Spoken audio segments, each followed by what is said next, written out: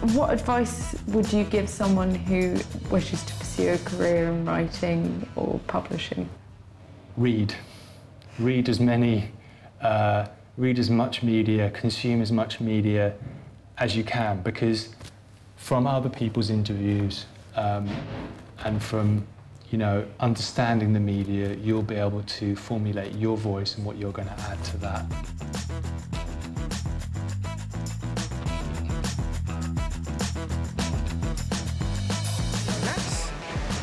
Brought me back to my childhood. It was really scary, quite claustrophobic, but a bit of fun at the same time. The best way of it working is to make and to do, and even if you only exist on a Tumblr, or if you exist in, if you're an artist and you find an empty shop and the guy lets you use it for a week, or, you know, that's how everyone starts. That's how I started as well.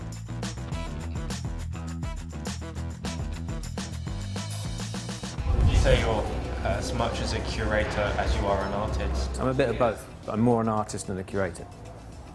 Because curators do things really carefully and I don't. You know, they're professional, they fill in all the forms properly. I just go and do stuff and then have to pick up the pieces afterwards when I've sort of made mistakes. By using objects from local markets and stores, we have produced a piece of public art which reflects the area of Peckham. Does anyone want to come up first and let me plait their hair? Art is like literally anything. I didn't know hair could be art. I think that just the main thing is just to get out there and start doing your own projects. For temporary projects, you know, permissions are fairly straightforward. It's about building that relationship with your local authority and just going and talking to them about something that you want to develop. And then that's where you'll really get the, you know, the kind of baptism of fire, because you'll need to start talking to local people who may have no interest in public art to start with, but hopefully because you're so passionate and dedicated to your idea, you know, you can bring them on board, and you know, and that's really just how any public art process starts, I think. The thing is, with public art, you pass it or you look at it for approximately 10 seconds and then you walk away. We did analyze Trafalgar Square, saw what was existing here, mostly generals on horses. We thought we wanted to do something about childhood, about the future, not about war, but more about imagination, freedom. We almost forget to play, just do something that is for fun. One of the great things with art, there is no right and wrong really. Anything can be tried out. It was so cool. Public art can be as crazy and wild as imaginable. There's no substitute for constantly looking at art. Go out to as many galleries as you can. Think about what you're seeing. Try and understand what is behind the different works that you're looking at. If anyone's interested in seeing Turner's. Okay, well we'll pop in there afterwards. Build up your own personal kind of knowledge bank of what art is all about. We make artworks, we make most of the sculptural works you'll see around London and quite a lot of the major ones around the world. Whose artwork is it? Is it the artist for designing it, or is it the prop makers for making it? Be determined and be dedicated.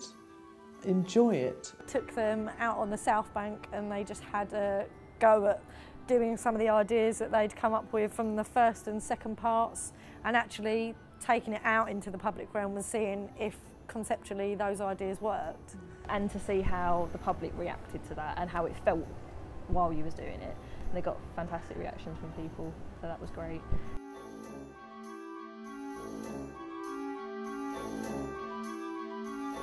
So when I'm commissioning a new piece of work, then there's a whole mixture of things involved. What does the work need to happen? What materials does it need and what space does it need? Do you need any permissions from anyone for that work to happen? Do you need to pass it by anyone official, a health and safety officer, a fire officer? But it's really important that those practical things don't dwarf the original idea. So you need to keep returning to the idea and make sure that the artist is happy with how that idea is being communicated.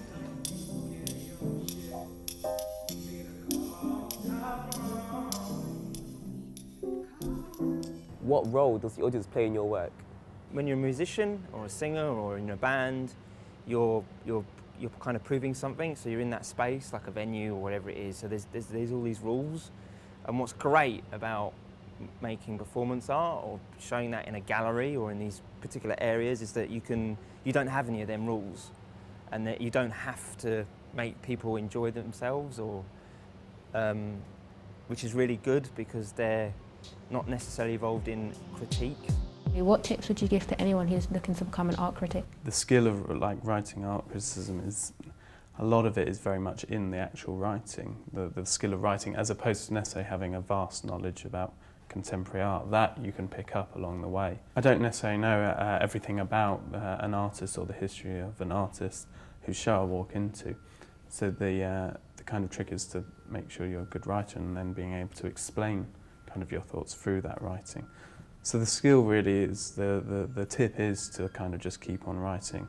Either it would be that for yourself or kind of, nowadays you can just start a blog. You have a link to be able to send to anyone and just keep on writing, keep on practicing and kind of playing with words.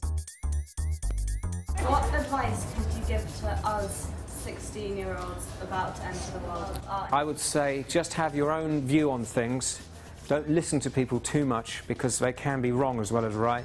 Just keep going, and at the risk of sounding like some self-motivational speaker, just sort of believe in what you're doing and just think, well, actually, I'm pretty good, and I'll keep going, and just keep your eyes open and look around you, go to exhibitions, read books, watch films, and be inspired by other great artists.